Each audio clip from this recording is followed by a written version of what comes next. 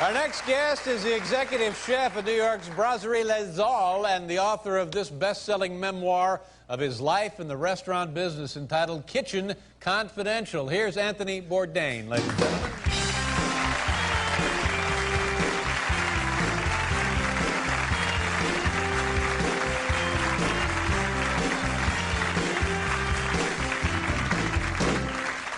Welcome to the program. Happy to be here. I can't tell you how much I enjoyed this book. It was fascinating stuff. It seems like a great, wild, exciting, colorful life, being a chef, being a cook, working in restaurants and stuff. The child's dream of running a pirate crew. Yeah. Now, you used to run a restaurant, or had a restaurant right next door to this theater, right? Yeah. It was called Sullivan's, and you were hoping to cash in on that Ed Sullivan mania. What was the deal? Because everybody thought, well, great, this is nice. We have a nice restaurant here. But what happened to that? Yeah, what a concept, an Ed Sullivan-themed restaurant. Maybe that wasn't such a good idea, was it? But, I mean, it wasn't really a theme restaurant, was it?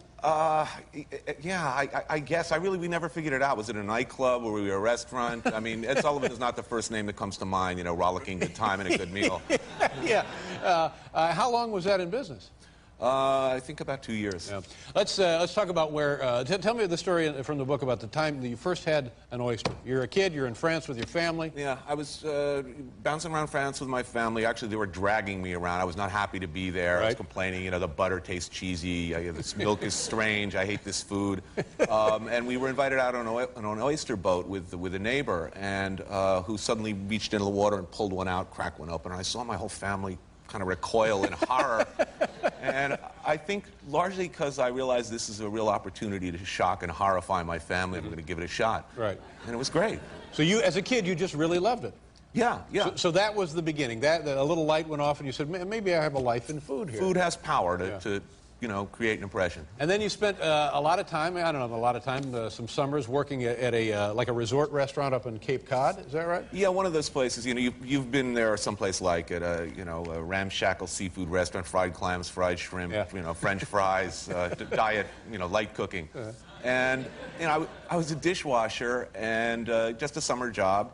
And I looked over at the cooks, and these guys, they dressed like pirates, they carried big badass knives, they stole everything in sight, they drank for free, they had these incredibly prolific social lives, shall we say. Sure. That looked good to me. Yeah.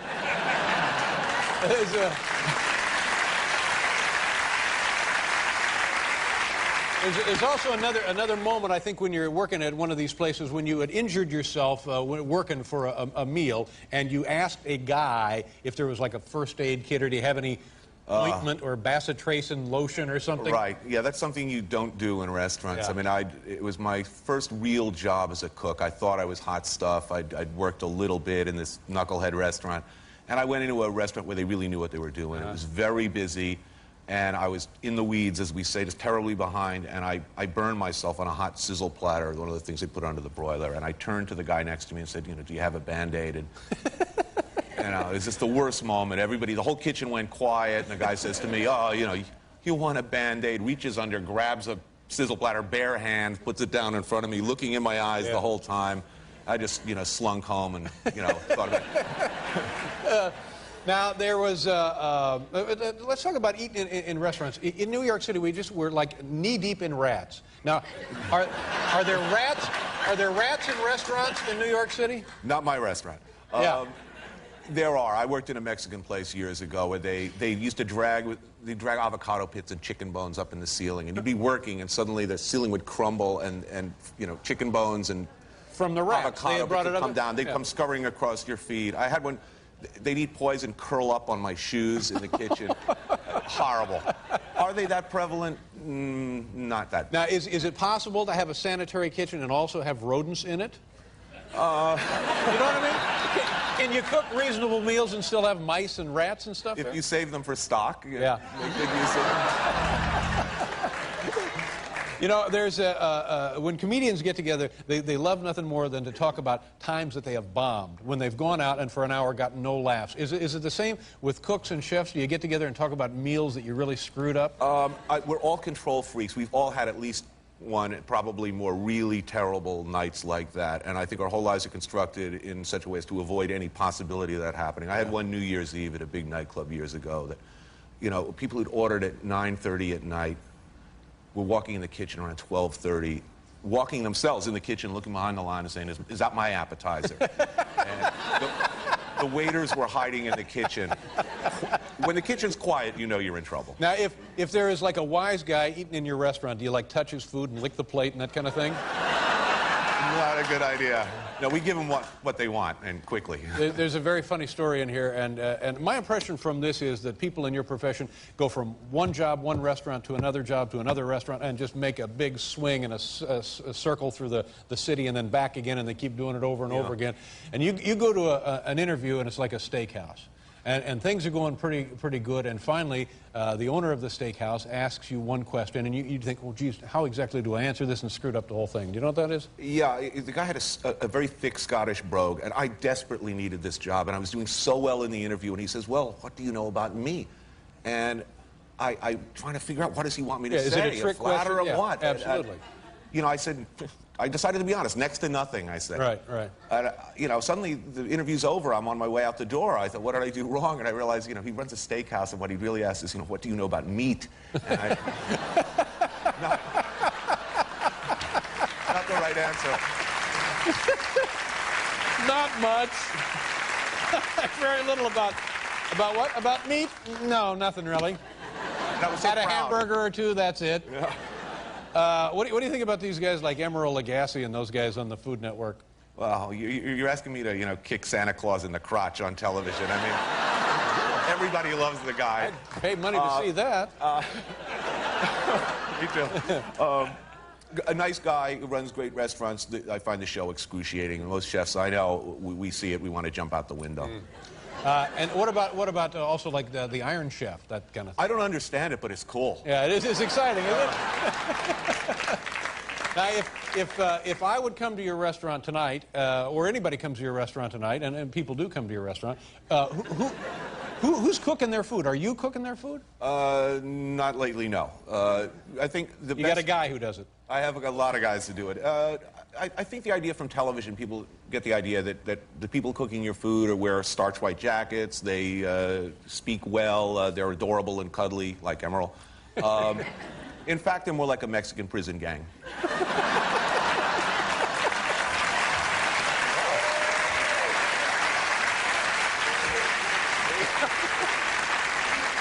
You laugh. Well, bon appetit.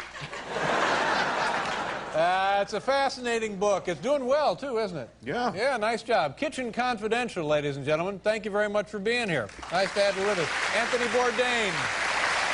We'll be right back with Foo Fighters.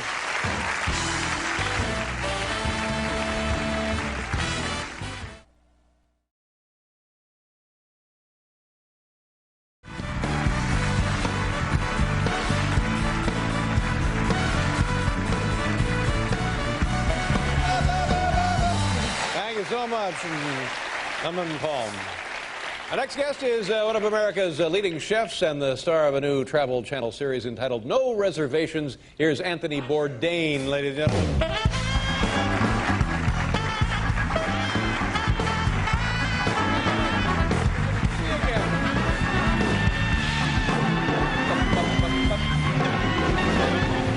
Welcome back to the program. Good to be here. I have a lot of things to talk to you about, but first of all, let's remind people that you once worked here in the same building nearly, didn't you? Yeah, that spot's not having a lot of luck, is it? Well, they got a pretty good pizza place in there now. Oh, yeah? Yeah. But yours was, it was based on Ed Sullivan, The Life of Ed Sullivan or something? That was the restaurant? Not a good theme for a restaurant, I don't think, you know. Does Ed Sullivan spell fun and delicious? I don't know. What was the problem there? Was it the lease was the problem, the customers, the walk-in? What happened there? Yeah. Yeah? All of the above. Just didn't work. But since then, you've gone on to become the chef at wonderful French Brasserie Leal, yeah. Yeah. And in your life, you've been a professional chef for like 26 years or so? Yeah, but I spent the first 28 years of my working life standing up in a small closet-like space, one or the other, all over New York. Right. I'd seen very little of the world till recently. And also a very accomplished author, best-selling books, Kitchen Confidential, on and on and on. Yeah. And will eat anything. Look at this guy, Yeah. Paul. Is there an ounce of fat on the man? There is not. You were right. It's as thin as a rail. I saw a part of the new show where you're in North Vietnam and you're eating porcupine. Yeah. And I'm thinking to myself, well, it's got to be horrible. How can it not be horrible? Plus, it was like porcupine of indeterminate age. That's you know, right. the restaurant was closed when we arrived, and we were with somebody from the Interior Ministry who flashed a card. Suddenly they opened, and I'm looking at this thing. It really looked like roadkill. I was relieved, in fact, that it was porcupine. At least it was identifiable meat, you know? And what did it taste like? Not like chicken. Yeah.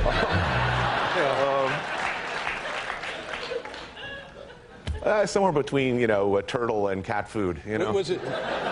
Now, when I watch you on these shows, you always make it look like you're the luckiest man alive to be eating this wonderful indigenous presentation. But you must run across stuff that's just god awful, right? I was just in Iceland for the show, and they eat, once a year, they have a big sort of a traditional festival called Torablat, where they eat putrefied shark. That is, they let it rot, and then they marinate it in lye or lactic acid for 6 months.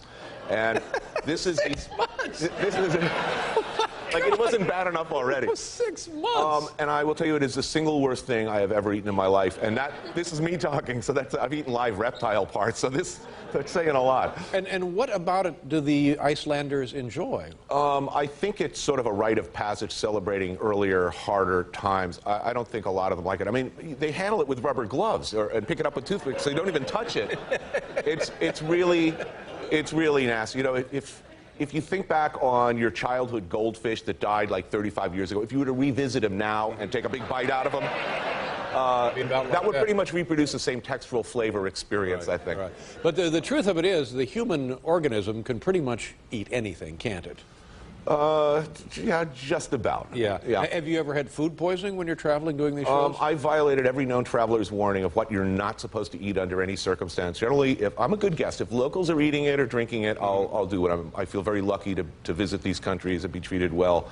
The only time I've been desperately ill was in my ancestral homeland of France. I just broke down, and after too much rich food, just every once in a while you spin the wheel and you lose. And of course, my producers love nothing more than catching me like curled up in the fetal position on a cold tile floor. They think that's video gold. Now, on the old show and then now on the new show, I notice we see quite a lot of you drinking and smoking. Yeah, well, that's how I keep my girlish figure. But you consume a great quantity of the local spirits, it seems like. You're not making friends in the world if you don't keep up. I mean, like I said, I'm a good guest. You know, you go to Russia, and for instance, where it's really tough to keep up. All of the toasts are personal. You know, it's like, this is to our, glorious countries. This is to our homelands. This is to the spirit of international cooperation. This is to our mothers. What are you going to do? Say, well, the hell with your mother, Yeah. I'm going to sit this one out. Right. That doesn't work, does it? I try to keep up. Yeah. Now, in the terms of, I think you eat different kinds of food than I would order in a restaurant. If I were to go into, like, your restaurant, what would be the most, for me, unusual dish I might consume? Like, do you have sweetbreads in there? We have sweetbreads. We have pig's feet. Now, pig's feet, how are those prepared? All the bones are taken out. They're essentially stewed till they're tender. All the bones are taken out. Then they're spread with a little mustard, breadcrumbs. Are they sauce. tasty? Yeah, they're good. Yeah. And the sweetbreads, that's cow brains? Thymus glands. Oh, thymus glands. They're glandy delicious. No kidding. I always thought sweetbreads were the brains. What are the brains called? Brains. And well, how do you prepare the thymus glands? Light dusting of flour, saute in a hot pan with butter. They're delicious. Is that right? Yeah. But I mean, almost anything would be delicious prepared that way, wouldn't it? I think you're gonna find that most chefs love that stuff after work, and for their it's to their own taste. We get bored with steak and lobster, and it takes a real cook to coax flavor and texture out of a hoof or snout.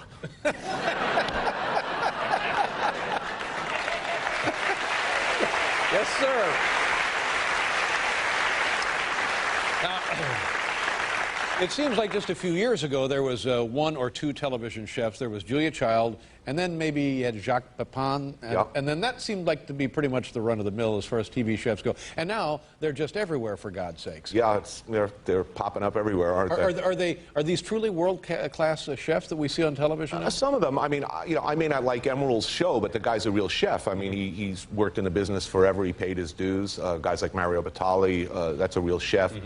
You know, some of these creatures, like the one who has the show where, you know, apparently they show you how to take, you know, a 2-week-old box of Triscuits, some Cheese Whiz, and some, you know, some Cool Whip, and you can feed your family, and they'll lose weight. And lose weight. Wow. Yeah, is that a chef? You know, Rachel Ray, cute, but is that a chef? Oh, but she's hot. I am very fond of Rachel Ray. I worry about her because she travels all over eating $40 a day. And your point about spending $40, anybody can spend $40 a day on food if you stiff every waiter in town. That's right. the traveling deadbeat, you know, it's like, tip, lady. But she's very, very cute. And so anyway, the new show, give us an idea where you're going. We know you're in Vietnam. We know you're going to Iceland. You know you're going to Russia. What other locations? Just got back from Uzbekistan. Let's see, Vietnam. I was in Borneo, Las Vegas. Borneo? Yeah. With actual man-eaters, is that correct? My host, I stayed in a longhouse in the jungle with these heavily tattooed Dayak dudes who, though some of the older generations still have tattoos on their fingers. Indicating that they lopped off heads back in the day. Wow. And in fact, I ate dinner in the longhouse with the tribe, What were they and eating? they had a big little bouquet of skulls over the... Is that right? Yeah. Now, was that just for show, or that really is No, that's, artifacts of their ancestry, their heritage? They're of recent memory in some cases. Is that right?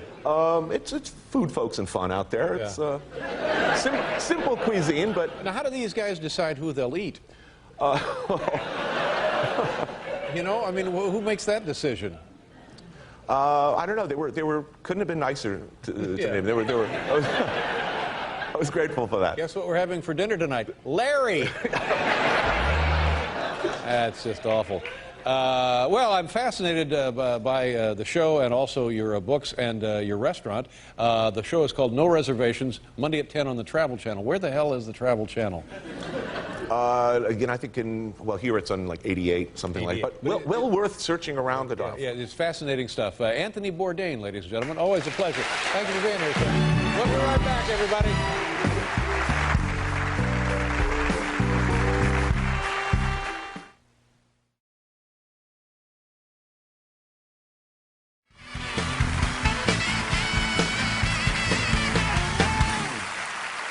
I used to do a thing where I would take off all my clothes and I would sit on a piece of cheese and then you swallow a live mouse. But that's a different. That's a different.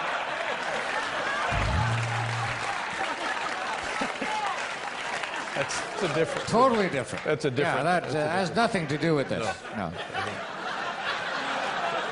Our next guest stars on a popular Travel Channel series entitled No Reservations. Please welcome Anthony Bourdain.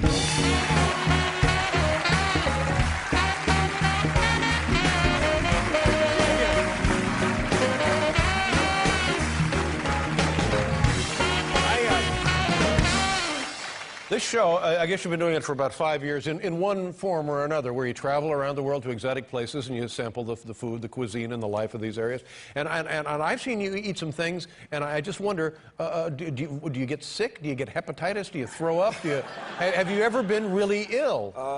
Only 2 times in 4 years. Only 2 times. Is Once that right? In France, of all places. What were you eating in France that turned on you? Just too much of a good thing. Another time, the business end of let's put it this way: sanitation in the Kalahari is not a premium, you know, especially when you're eating the business end of a warthog. And, really, a warthog? Not good. Sand, fur, and crap in every bite. That was not good. But most of the time, if I find myself kind of on a cold tile floor after a meal on the show, most of the time it's alcohol related. I see. Well, good. I can rest assured now. But is it true? And I guess I have this impression from watching your show that humans pretty much can eat anything. Is that about right? Pretty much. I wouldn't recommend. I don't know. I'm not a Chicken McNugget fan, but those things will kill you. Hello. And I didn't see this show, but I think I saw it in a promo where it's a snake. They cut the heart out of a cobra. How do they do? Where was that? It's in Vietnam. I've come to dread the phrase "something very special." As in, Mr. Bourdain, we have something very special for you. That usually means there's something still living or living not too long ago. It's a tableside dish, and they bring the cobra by, and they let him kind of strike at you and hiss, and then they zip him open with a pair of gardening shears, and a little heart drops into a plate, and you eat it, and it is in fact beating all the way down. That's beautiful. Beautiful. Whoa. But, I mean, do you swallow it? Do you chew it? What do you do? It's kind of a one-bite. It's like eating a very athletic, angry oyster. An athletic oyster. Oh, my God. And you say Vietnam is considered a delicacy, or is that something they have all the time? It's not an everyday dish. Yeah, it's something special, like you said. Honored guest. It's kind of an early. It's supposed to put you in the mood and cause many, many sons. Ooh, wow. Speaking of that, had a child, not a son, but a little girl. Is that correct? I'm a new first-time Well, dad. congratulations to you. Thank you. How old is the girl? She's 11 months, and I've recently discovered the unholy supernatural powers of Elmo. I don't know whether you've noticed this. It's like hitting her with a stun gun. She calms right down, loves that, just sits there mesmerized by him. I have this kind of recurring nightmare that I wake up and I go into the living room and she's there watching Rachel Ray with the same blissed out look on her face, and I'm no, stop. But now this brings up an interesting question, and I know it's occurred to you. A lot of times kids go through phases, and sometimes not just a phase, but they just become picky or difficult eaters. And you eat anything, and you want your daughter to eat anything too, right? This child will never know what a grilled cheese sandwich with a crust cut off is. She will soon be on a first name basis with every sushi chef in Manhattan. It'll be Uncle Masa, Uncle Yasuda, and Mom's Italian, and already getting. I'm not kidding. Prosciutto flavored baby food sent over. Really? So. Oh, well, that's nice. This will not be. A happy but weird child, I'm hoping. Well, that's all you can hope for. But I remember reading one of your books where you started out working, as everybody does in that business, in these sweatshop-like restaurants, tourist places up on Cape Cod. Was that what it was? Now, could you go back and do that again? It's funny. I went back recently. I get a lot of grief from old friends who are still chefs, and they say, you've been doing this for the TV thing for a long time now. You're past it. You've lost all your credibility. Do you even cook anymore? So I thought, well, you know what? I'll go back to my old restaurant and I'll work my old double Tuesday shift where I'd work from 8 o'clock in the morning till midnight. What I kind of neglect, and I'll film it, for television. Really bad idea, because the kitchen is the same size, but the dining room has doubled in size. It's 8 years later. I'm 51 years old. Fortunately, however, I thought if I'm going to suffer, it's always better to have someone suffer along with you, and maybe even worse. So I invited Eric Repair, who's the chef of Le Bernardin, to join me. And you don't need to. I don't need to. But this guy, you ever eaten in that place? Oh, it's fantastic. Oh, I've had the 3 great meals in my life. They've all been at that restaurant. He's a great chef. He's never worked in anything but like a 3-star, very refined, beautiful kitchen. So here he is. The thing this guy does, I don't mean to interrupt, but this Eric Repair, the thing he does is with the aerosol cheese. Have you tried that? Yeah. Oh, my God. Anyway, go ahead.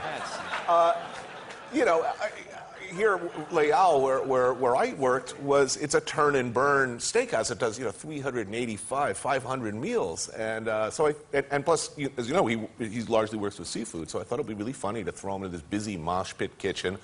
And put him on the grill station. And so we ended up having a lot of fun. Did it work pretty well? It must have been exhausting. It's exhausting even when you're a kid. Yeah. I made it through the night, but I woke up the next day feeling it, and any notion I might have about going back to it, I'm kidding myself. Now, the other thing that I've gained from watching the show is that one message, if any other message, it's that you should eat more organ meat. Yeah. Anybody, you can really train a reasonably intelligent bonobo monkey to grill a steak or boil a lobster. It takes really, and I have.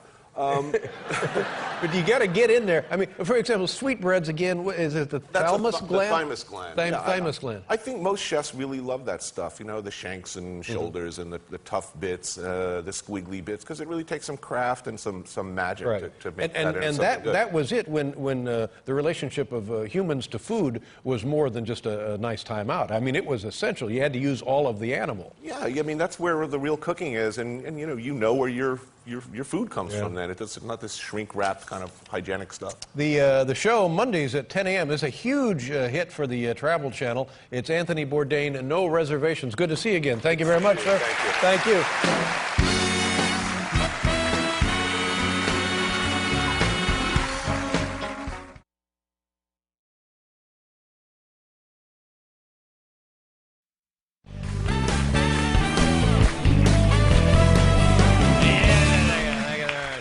Our next guest is a star of a new Travel Channel series entitled The Layover. Ladies and gentlemen, here's Anthony Bourdain. Everyone, the enigmatic Anthony Bourdain.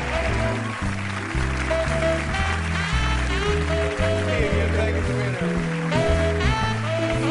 How's it going? You know what I mean? Good.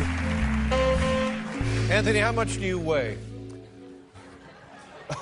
196. 196, and you look like you're about 6'4", something like that? Yeah, exactly. Yeah, so that's pretty good. Whenever I see your show, the No Reservation, I'm worried because it's not like you have a meal. You have 3 or maybe 4 meals and then snacks every show, and I think, how can this guy not be jeopardizing his health? I mean, are you in good shape? What's your cholesterol? Not so good. Not so good. Yeah. And are you still... No, cut down on the cigarettes. Yeah. I managed to quit that a few years ago. And do you exercise? Do you work out? I got to get to that one of these days. No. The other thing is that you're always gone. You're never home. I mean, how many days of the year are you out traveling, shooting your program? Between the show and speaking gigs, about 240 days a year. 240 days a year. That's a lot of time in airports. Yeah. Now, do you like that? I have the best job in the world, so as long as it's fun, I'm going to keep doing it. Yeah. But you have a little girl at home. How old is she? 4 years old? She's about 4.5. 4.5 years old. Now, do you get to take her with you on the show? You'll notice a suspiciously high number of shows in Italy, where my wife's from, Western Europe, where my in-laws can come and all be together. So well, I try to plan destinations around. No, if you can do that, that's a lovely thing. And now you have a second show, and I'm thinking, well, I mean, come on. I'm milking this celebrity chef thing for everything I can But get do out you of it. realize how many sad cases of people who only have one show?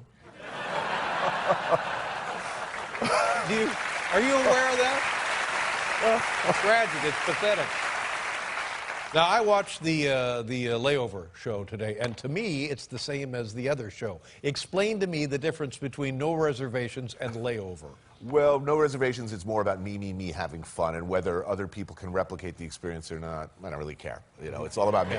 Hedonistic. Layover is we're trying anyway to be useful, meaning these are places, destinations that you can actually So go. you're in Malaysia. It was Singapore when I saw this show, and you get 24-plus hours in Singapore. So what do? You go to this tremendous, huge food market kind of place where it had a million different kinds of cuisine and a million different kinds of stuff. Was it all good? Their street food is maybe the best in the world. You get the most variety and the highest number of places. It's good, cheap, delicious, and probably good for you. Yeah. And why? And compare it to what? Compare it to the United States. Compare it to New York. Our street food compared to their street food? Really? I mean, I love meat on a stick, but you tend to pay a price for it here. Yeah. It's just the street gyros. I can't stay away from them. I know, that's going to be some extra time on the Thunder Bucket, but well worth it.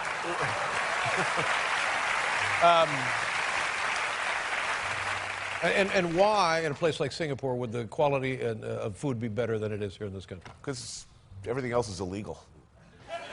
They run a very strict society, don't they? Yeah. Everything, including what? No drugs? No drugs littering? No littering? Littering, no. I think even like some television shows that we take for granted that we consider pretty mild stuff, no go over there. Yeah. Now, here's the thing that has been stuck up my nose for the last 10 years. And you're the guy to help me out with. We have two 24-hour-a-day food networks. Yes. Talking about, oh, look how much fun it is to prepare food. Look at how much fun it is to eat food. Look at a dozen different ways to prepare the same thing. We have two networks, 24 hours a day, 7 days a week. Now you also have shows where it's guys who are going to, cake wars. And they're going to, oh, I can build a cake that looks like a Jeep. Okay, build a cake that looks like... Yeah. And then you have the cupcake wars. And then you have the top chef or the bottom chef or the last chef or on and on and on and on. And this is all well and good, except for the fact that in the world there's 100 million people starving.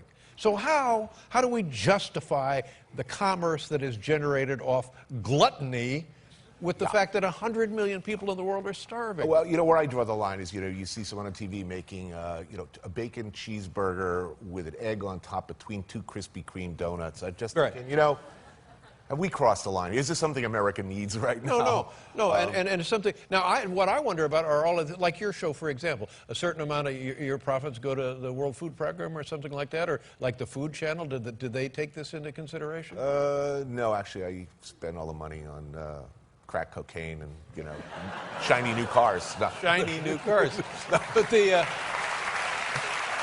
crack cocaine. No, but I mean, at least we come with a parental advisory, which, I mean, I do a lot of unhealthy stuff on my show, but I'm not, you know, I think perhaps some of these other shows would be a good idea to... Well, they got that one guy who travels around and says, okay, today we got a meatloaf the size of this desk. You have 20 minutes to eat it. What do they think of this show in Afghanistan? Well, that's what I'm talking about. There are people in this world to keep their stomachs full are actually eating dirt. And then this guy's, all right, bring it on! And then they wheel in this thing on a gurney, and Tubby sits down and goes crazy. Well, you know, why do people watch this show? I don't know why. I'll tell you why. You want to... I think they're watching it for the same reason that people go to see Siegfried and Roy. You know, you want someone to die. You figure today's the day he's going to choke on that burger. You want to be there when the guy pitches forward when the tiger takes a bite out of a German. Yeah. Hey. Germans? Come on, lighten up a little bit. Now, do you find it a day will you ever go back to actually chefing again? Are you done chefing? Well, I hope I don't have to go back to brunch, but it's always a possibility. I don't think I'd be much use in the kitchen. Why was brunch the problem? You know, no matter how low things were in my life, how desperate, how unlovely my personal habits at the time, I knew I could always get a brunch gig. So for me, brunch was always, the smell of failure was French toast. Well, you can't go wrong with Eggs Benedict either, for God's sake. Anyway, it's a brand new show. It's called The Layover. You can see it beginning November 21st at 9. Now, will that follow No Reservations? In between. In between. I mean, we're going to no stop reservations, no reservations. Layover. No, good for you. Anthony Bourdain, ladies and gentlemen. Good to see you. Thank you. To see you. We'll be right back with Joan Baez and Chris Christopherson and everybody.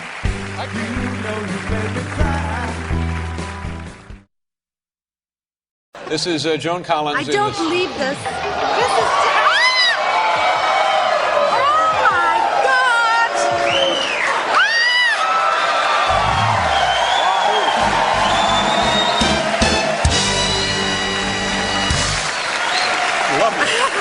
Lovely? Yes, it was lovely. Sure? Oh, yeah, that was good. I like that. Thank you. Well, if I've ever blushed, I just blushed. Your sister wrote the book that was based on? Is that what it was? That entire scene was based on. All in the family. There you go. Yes. Man, I enjoyed that. I feel better already. Did you? Well, I'm glad you do. Is this what you were trying to find me doing when you burst into my dressing room that day 5 years ago? Well, you wanted to find me like that, and that would have been shown. I hope you forgive us for that. That wasn't too bad, actually. Yeah. That wasn't bad at all, I was was thinner then. Yeah, okay. But then who wasn't? What are we doing? We have to do a commercial. Joan, thank you very much for your time. Good luck in court. I'll come down and do what I can. Joan Collins, ladies and gentlemen. We'll be right back with Robert Downey Jr.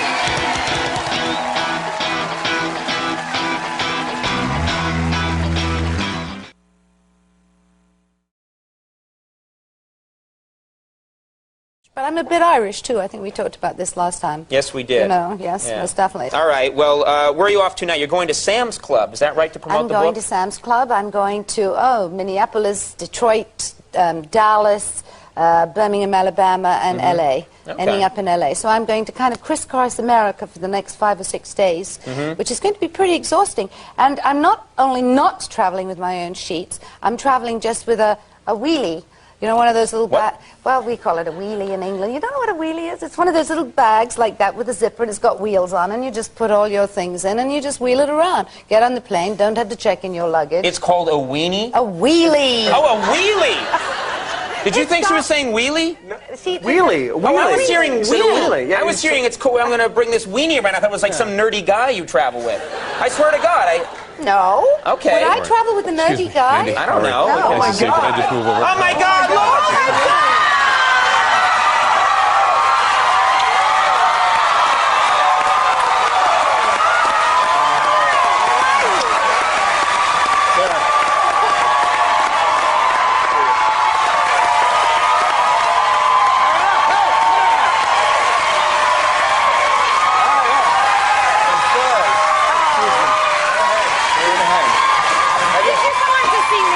Okay.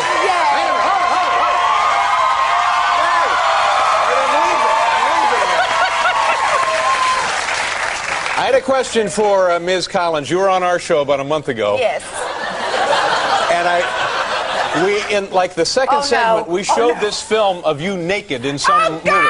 The movie was like the Stud or the Stud 2 or More Stud or can somebody call me a stud? Something.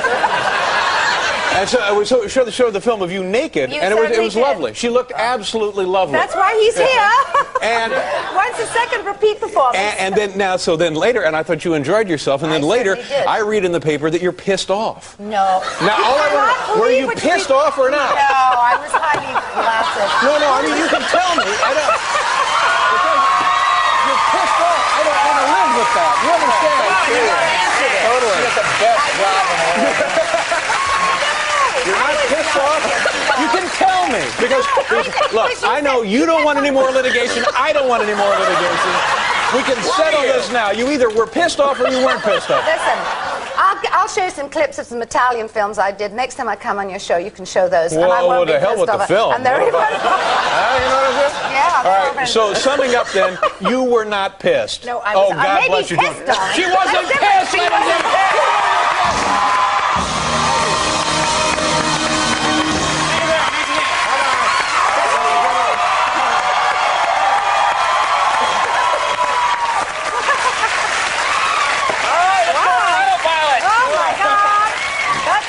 There's really nothing to say after that, ladies and gentlemen.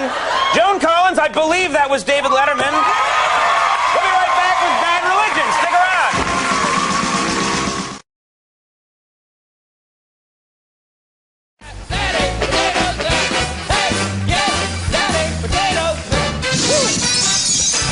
What do you got there? What is that? I know, we got a joke left? Oh, we have a leftover joke? Really? We have a leftover joke? You mean I didn't do a joke?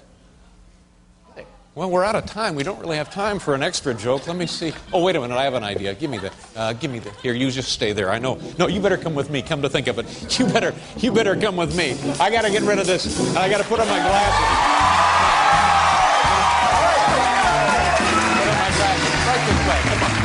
Here we go. People heard this, but Michael Jackson is back in the news. He announced today he's going to open a chain of theme parks. Yeah. Yeah, apparently he was disappointed when he found out that the... Pardon me.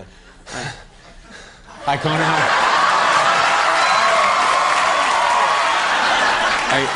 I have a little something for you. You have something for me? Right there. I'll be right back. Oh, Tony, very come here. nice. Tony, come here. There, look at this. It's a joke I had left over. I thought I'd bring it right up. You like it? Try it. You like it? Here. Take it to the other guy. There you go. All right. Well, folks, as you know, it's spring now, and I don't know, romance just seems to be in the air.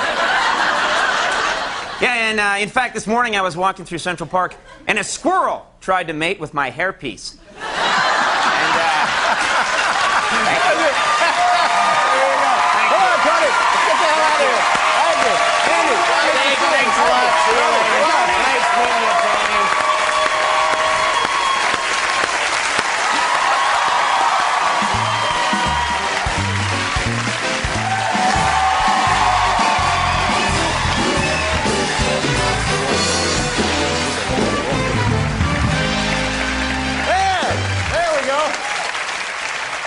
Ladies and gentlemen, today is the birthday of this man right here, Tony Inky Mendez. Happy birthday, Tony. Nice job. We got to do a commercial. We'll be right back, kids. Attaboy.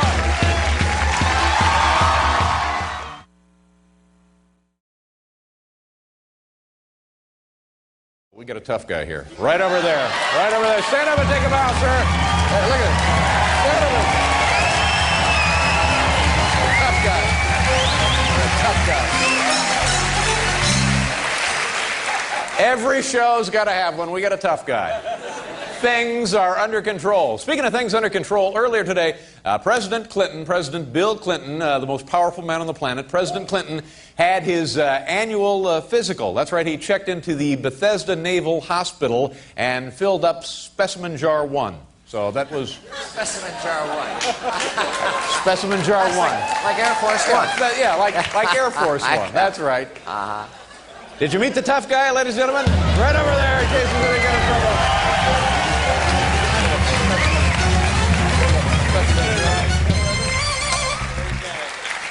And in a related story, next week, Bob Dole goes in for his annual autopsy. So that's...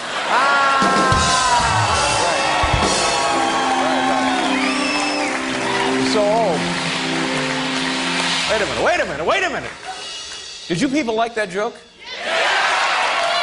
You know what that's based on? It's a joke about Bob Dole being old. And you enjoyed the joke? That's great. I'll be right back. That's terrific. Excuse me.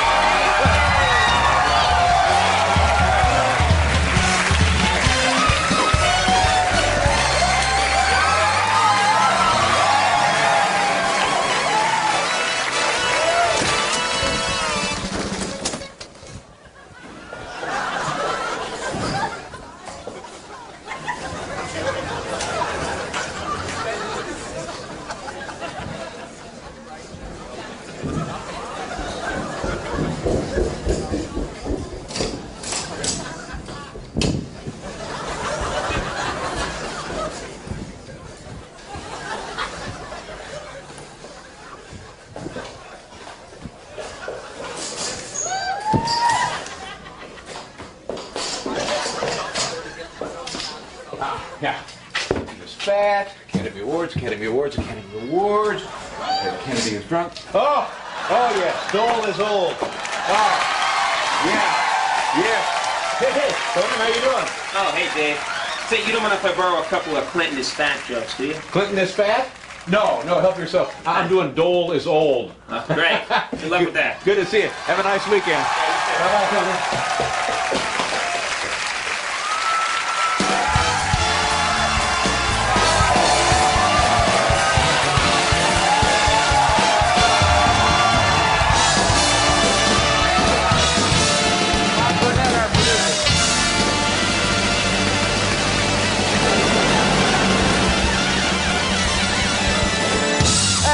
Okay.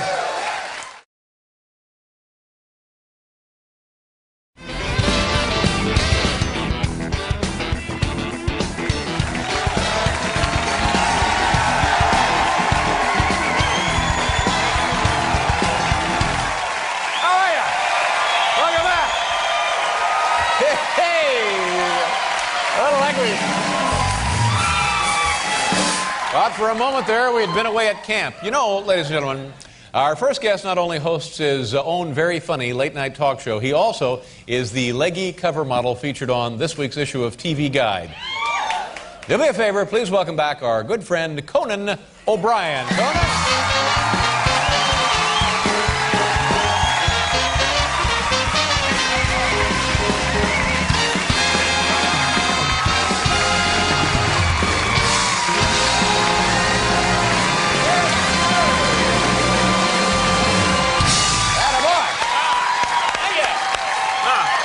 All right, I'm sorry. Welcome back to the program. Thank you very much, because I know how busy I am. You, sir, must be equally as busy, so I really appreciate you figuring out a schedule whereby you can come and see us. Thank you very much. We just did a mediocre show tonight and came here to do a good one, Dave. That was the plan. Attaboy! Yeah. I appreciate that. We do the crap over there, the good stuff here, folks. You may be too late. congratulations being on the cover of TV Guide. Oh, thank you very much. This is Yeah, big time, Mr. Big Yeah, Shot, Mr. isn't that, TV. Look at this yeah. guy right here. Thank you. Very, very cool. That's not my body, by the way. That's David Copperfield's body. They just put my head on it right Sure, there. why not? I was real happy, though, because that's actually a pretty cool cover, I thought. Yeah, I I saw think it that and turned I out thought, well, nicely. that's pretty cool. Yeah. What TV Guide does, Dave, is they have a policy of shooting many different covers, and then they pick which Oh, is that one. right? And I was really nervous because I wasn't that happy with some of the other options. Yeah, well, this one came out great. This one, I'm glad they chose that one because I actually brought the ones they were thinking of maybe Oh, going really? with. Well, let's take a look. I think they're here. So they gave you got to take a look at the Yeah, I think I got to proofs or move whatever this they call mug them. maybe Yeah. just so people can see. Yeah. But this was like the first one they thought maybe about doing, and I wasn't too happy there. I don't know if you can get a shot of that, but look at that. I just wasn't too... Yeah, the From the baby a late yeah. night. That's Yeah, just not it's a good. Very high concept. No, there. I didn't like that one. And then there's this one. They're Bob trying to Hope be props. nice here, but Yeah. look at that. I just didn't go for this one. Flush With success No, right there. I think that would be disturbing to your parents. No. Yeah. That's a photo I actually had lying around. This one bothered me. Yeah, I had that. I just said, you want this one? And this one right here I wasn't really happy with. Conan delivers the comedy. Oh, no. You That one, well, wait, maybe I should have used that one. People seem to be responding. Maybe I should have gone with that. And then- Everyone loves motherhood. yeah, and then this one, I'm really glad they didn't go with this one. I'm just glad that we avoided it. There it is, right there. Does TV suck or what? Cover.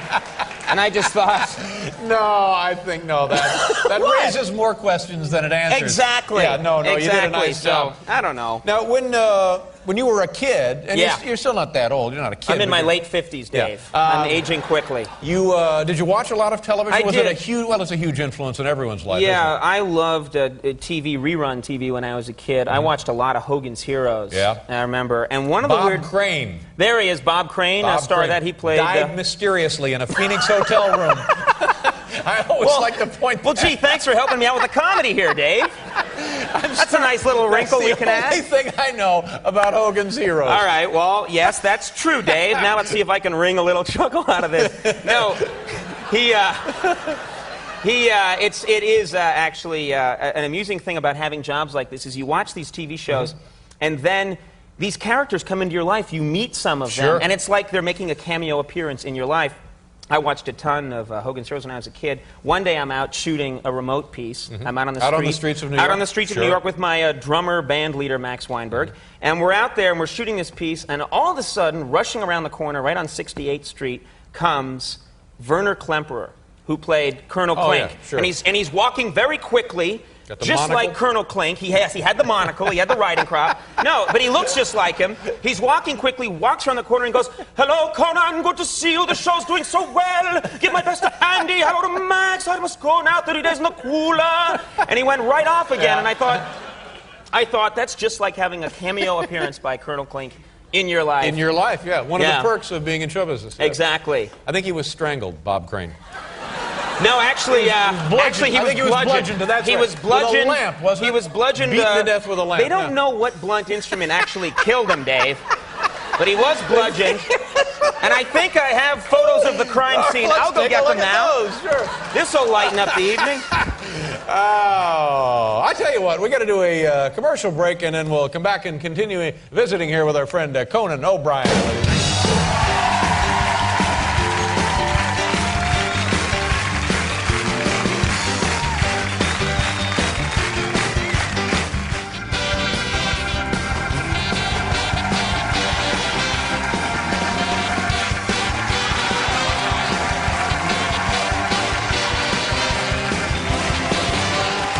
Yes, sir. Conan O'Brien is here, ladies and gentlemen, on the Big Late Show, and also Blues Traveler. Now, Conan, Yes. I believe the last time you were here, you referenced having been a guest at the White House. Yes, that's right. I've been and invited now, to the White House. I understand you've been back. Yeah. I've actually been back. So you've been invited to the White House twice. Yeah, what happened was the president of Ireland, Mary Robinson, very nice woman, was invited to a big state dinner, and so they have to scrape up all the Irish people. Every Irish person living in... I have no illusions about this, Dave. I know why I'm there.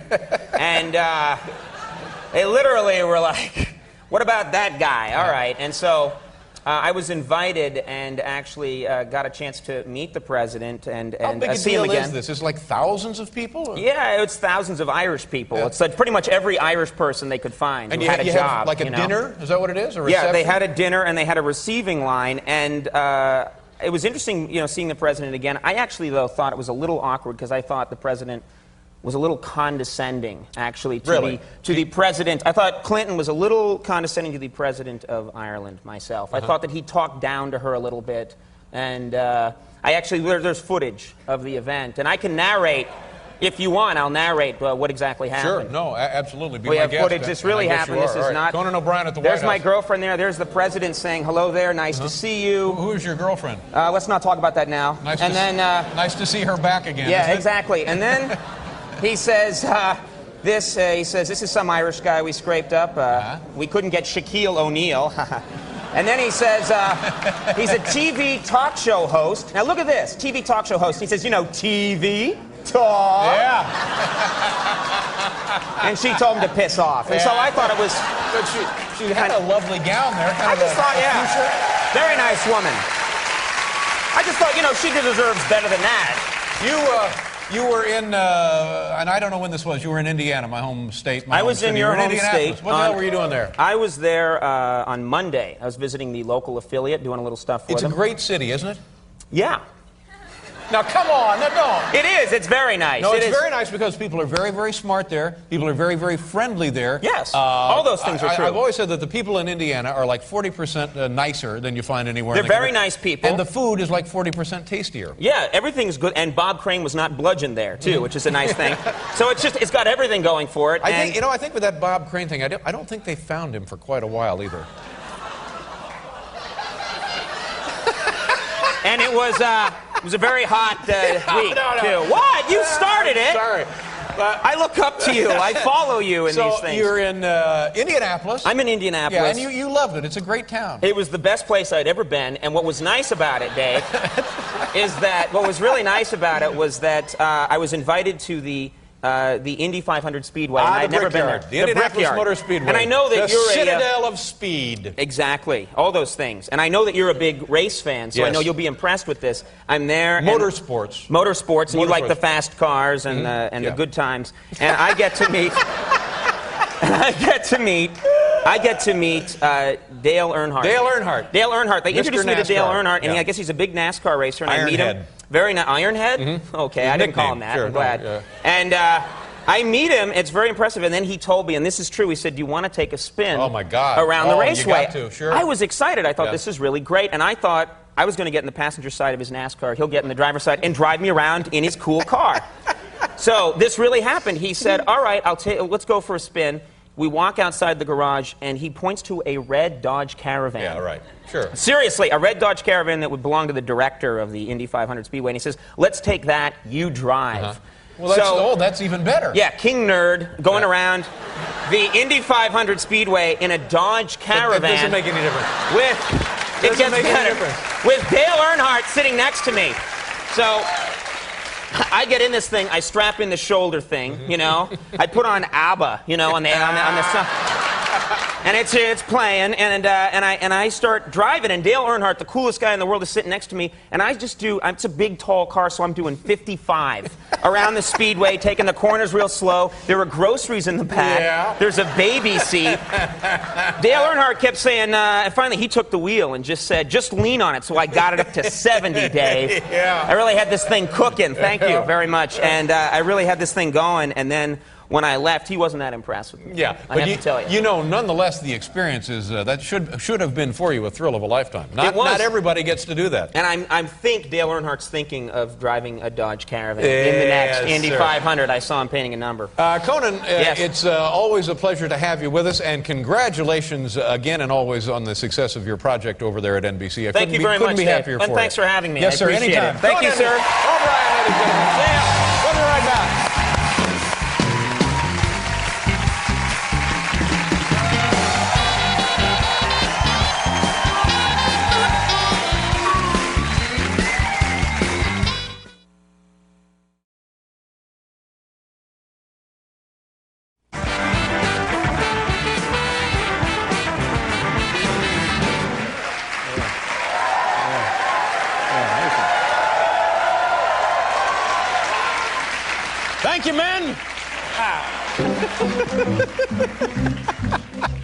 Yeah, the boys seem to go for that. I know.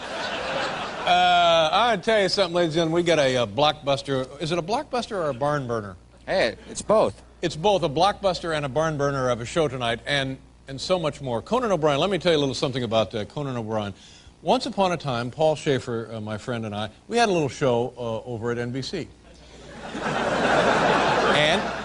It was called Late Night, and in the beginning of the show, they came to us and said, what do you want to call the show? And so we had meeting after meeting after meeting, and it went on for literally a month of what do you call the show?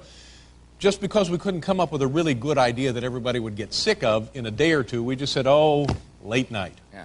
So that was the name of the That's show. how it happened. That's the name of the show. And now, Conan, and by the way, P.S., I got my ass fired. That's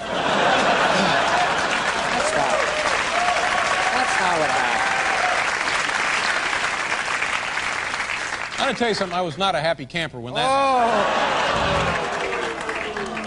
So then they brought in a nice young man, Conan O'Brien, and he's been doing the show that Paul and I used to have called Late Night. It's still called Late Night and doing very well. So Yeah, awesome. A little behind-the-scenes story there for you. Well, it's not as good as your countdown to the millennium. Yeah, no, it's a cute story. Okay. Our first guest is the funny and talented host of NBC's aforementioned late night program. Ladies and gentlemen, here's our good friend Conan O'Brien. Conan.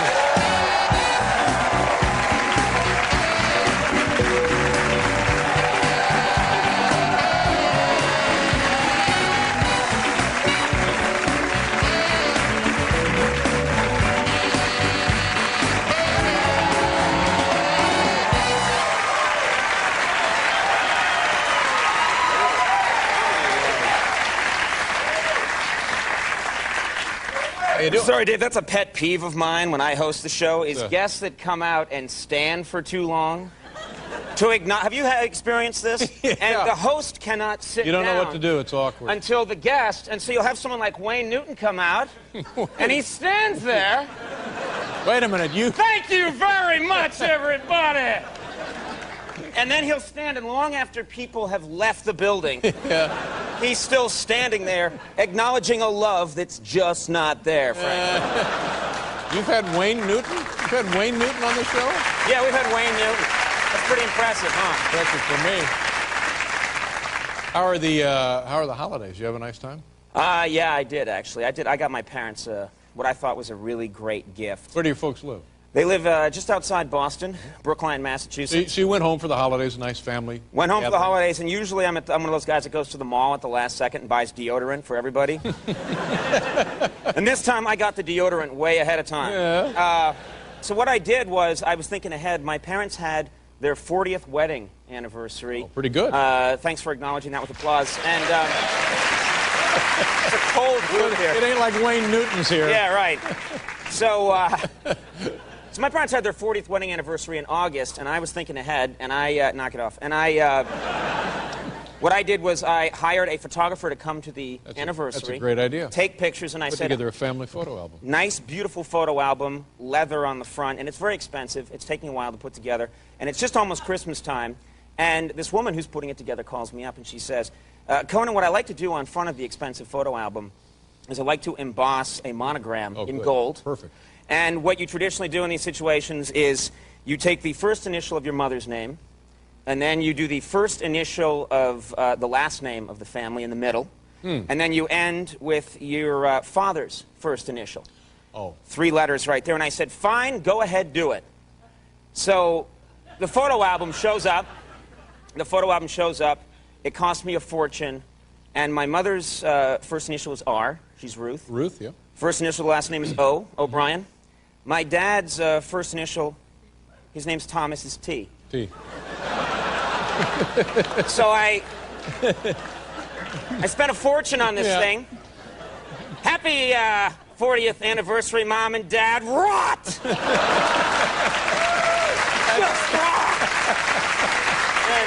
That's too bad. My mom... You think somebody would have caught that before they... I wasn't thinking, and so my mom's crying, and I just have to go with it. Yeah, why don't you just rot there? unexpected acrimony. Very, for the yeah, holidays. yeah. Now, when you get together, is it?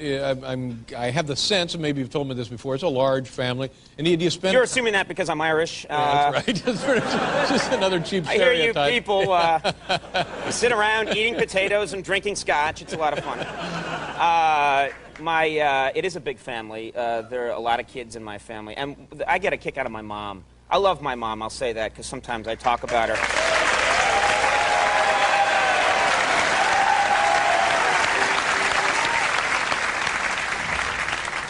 You're going to hit me if I do that again, aren't you? Feel free. Make yourself at home. Okay. My mom is funny. She comes from central Massachusetts. She grew up there in the 1930s, 1940s, and she has these just great expressions that no one uses anymore. If someone's a wise guy, she doesn't call them a wise guy, they're a little fresh. She'll say, you know something, Conan, that Dave Letterman, he's a bold stump. A bold stump. I don't know what, I have no idea where that comes from. He's a bold stump. If she's all confused and it ends and at odds with herself, and she says, I've got to say, I'm sorry, I'm a little Randy Boo. Randy Boo. Randy Boo. I don't know if people have heard that one. So my favorite one, though, is she has trouble talking about, intimate things, as many mothers do, and sexual things, and so, especially scandalous things. So she cannot just say that someone's having an affair. Right. She can't say that. So I'm home for the holidays, and I'm talking to her, and she says, I'm sorry, but she found out that a friend of hers, we'll call him Steve, Steve Jonas, we'll call him that because that's his real name. We found out that Steve Jonas is having an affair. He's a neighbor of ours. No. No, he's not really a neighbor. He's a guy that just lives, but he's having an affair with somebody else in his office. And so my mother says, I got to say, I'm all Randy Boo. I'm all Randy Boo.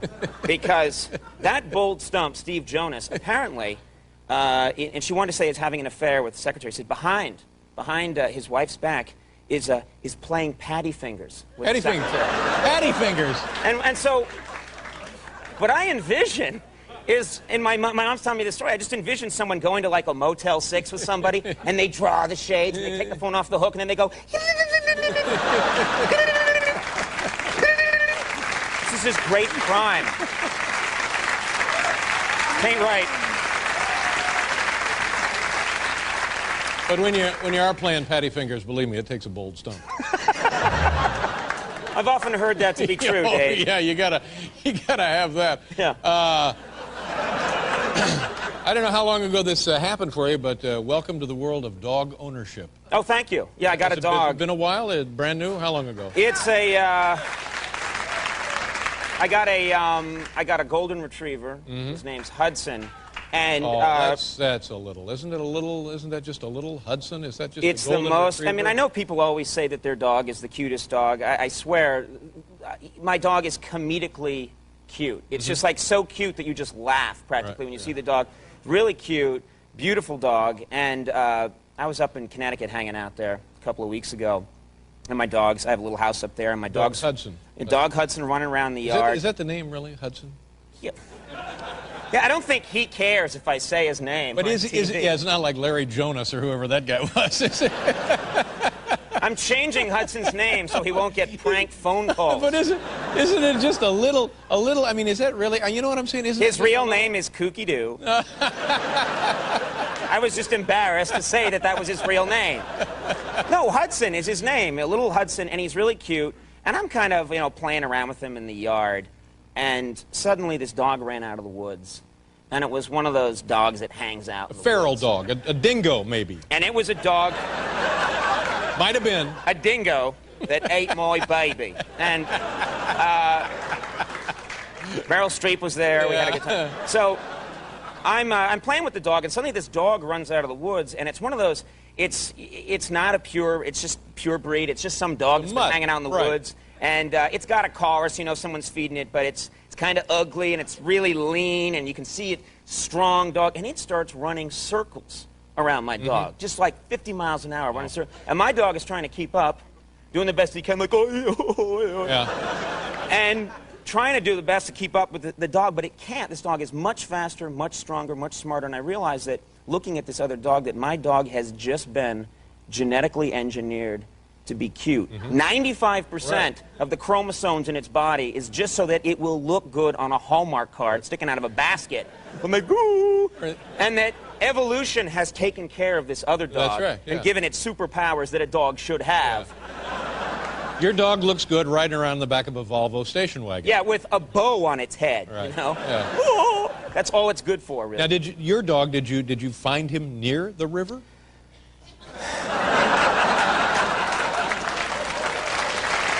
Is there anything? Oh, well. I have a lot of respect for you, and I really like you. But when you mock my dog, you just go too far, man. Settle down. I'm sorry. I know, Dave, you snapped there. it's an incredible amount of pressure at 12:30. You don't know. You don't know. Yeah, trying to get Wayne Newton back.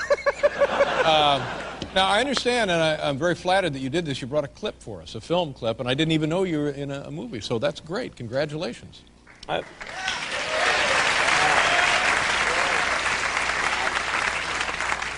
I'm not in a movie, no. Oh, really? No, it's me. You know, God forbid I'd be in a movie. No, I'm not in a movie. I just know that these big, big 11:30 show like this, every time I watch, guy comes out here as the first guest, he shows a clip from his big movie. That's right. And I wanted to do that, so I'm not in this movie, but I thought that this would blow everybody away, so. Wow. You brought a clip, but you're not in it. Pretty good. All right. You need to set up this clip you're not in? This is going to blow people away, and this is going to put me on the map, my friend. Okay, here we go. It's a clip. He ain't in it. Enjoy. Once upon a time, Conan O'Brien was going on Dave's show, and he wanted to show a clip that would really impress everyone. So he decided to show the Star Wars trailer.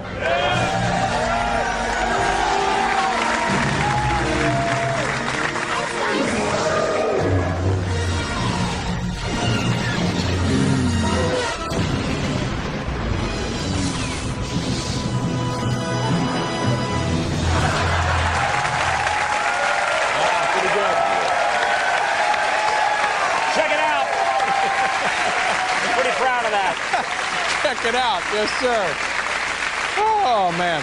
Nice to see you again. Nice to see you. Thanks for having me on. Thank you for being here. Happy New Year, and Happy New Year all to you. the best to you. So, yeah, and Conan to you. O'Brien, ladies and gentlemen. We'll be right back with tonight's Top 10 list and Alanis Morissette.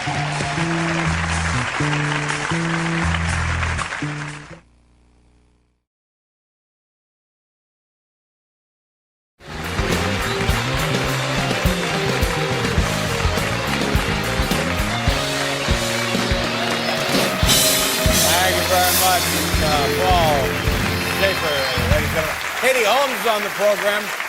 Brian Greene, this astrophysicist, and we'll talk all about the universe and any questions you may have about anything. Here's the guy right here. Okay. Yeah, I wanted to mention one thing. You know, remember Paul and I used to have a show over at NBC, and then they fired Paul. Yeah. And in support, I quit. I'll never forget. I said, if you're going to fire Paul, then I'm going with you.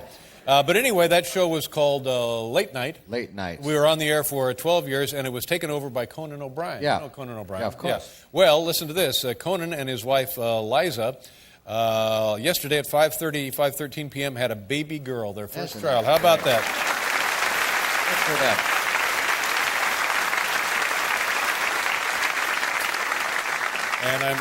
And I think her name is Neva, although I'm not sure. N-E-V-A, I think that's... Eva? Yeah, that's it. Beautiful name. Yeah. So I thought it would be Conette.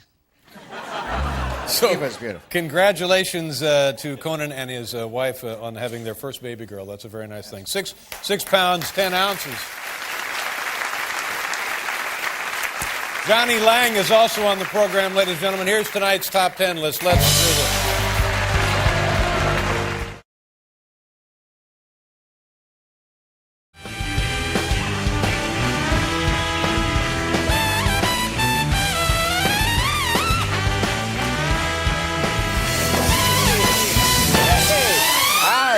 How you doing?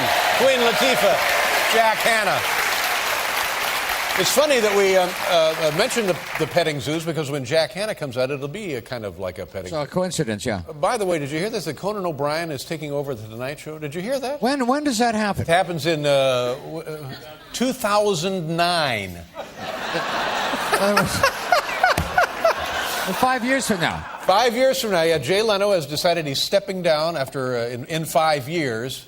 Jay Leno stepping down? Yeah, it's apparently getting to him. So in 5 years, he's stepping down in 5 years. But he does nothing but work, That's Jay right. Leno. Yeah. I don't know. I don't know anything perform. about this. And so they announced that NBC releases that Conan O'Brien, he'll be doing the Tonight Show. Good for him. That's fantastic. Oh, yeah. I wonder if I can get a tape over there. And maybe a little late. Yeah, a little late. But anyway, all our best to Conan when he takes the job in 2009. 5 years from now, yeah. I think Halley's Comet comes back in 2008. No, but it's great. That's so funny about Jay Leno, Yeah, I though. don't understand any Stepping of it. down. I don't get any of it. I guess he'll spend more time in Vegas. I guess. I don't know. I guess. I don't know. All right. Ladies and gentlemen, here's tonight's top 10 list. Let's go.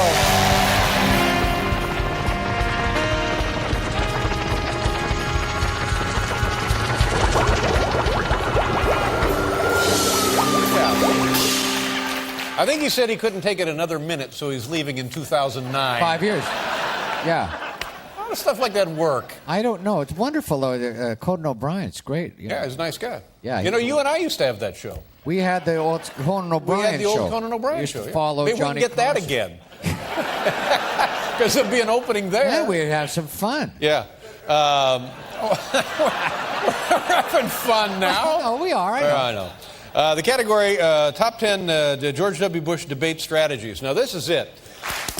In a tearful press conference today, Jay Leno announced that he'll be leaving The Tonight Show in 2009. What is that? Long time from now. Yes, it is a long time. Let's see.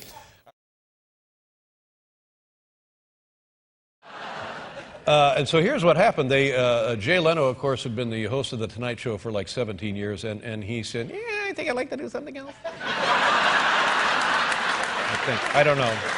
I'm not sure. Is that how it happened? I don't know what he said. So they said, great, we'll put you on at 10 o'clock. So now he's going to be on prime time. So he's on at 10 o'clock. And then Conan O'Brien, who used to do the show that Paul and I used to do. Yes. When we came over here, they gave that show to Conan O'Brien. Right. And now Conan O'Brien is the host of The Tonight Show. That's right. Tremendous guy. Great. And I don't know a lot about him. He's a very funny man, very smart. I know that years ago he killed a guy. That's all I know.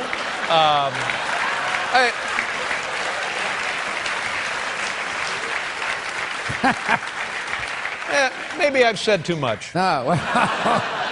Wow. Oh.